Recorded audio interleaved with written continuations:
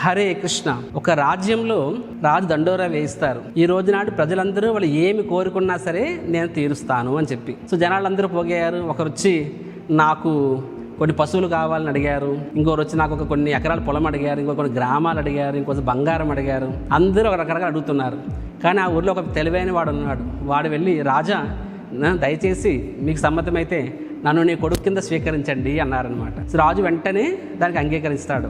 ఇప్పుడు ఇతర అత్యంత తెలివైన వాడు. ఎందుకంటే ఒకసారి రాజు కొడుకైతే అతని యొక్క యోగక్షేమాలు మొత్తం రాజే చూసుకుంటాడు, ఇంకేం అడగాల్సిన అవసరమే ఉండదు. అదే విధంగా భక్తుడు అనేవాడు కొంచెం హరే కృష్ణ మంత్రం జపం చేస్తున్నప్పుడు, ఓ రాధా, ఓ కృష్ణ దయచేసి నన్ను నీ వాడిగా స్వీకరించు, నన్ను నీ సేవకుడి కింద స్వీకరించు అని అడుగుతారనమాట. సో ఎప్పుడైతే భగవంతుడు మనల్ని తన సేవకుడికి స్వీకరిస్తారో మన యొక్క యోగక్షేమాలన్నీ భగవంతుడే చూస్తాడు. మనం వేరే అడగాల్సిన అవసరమే ఉండదు. కాబట్టి ఎవరైతే హరినామం చేస్తారో వారందరికన్నా మేధావి. హరే కృష్ణ.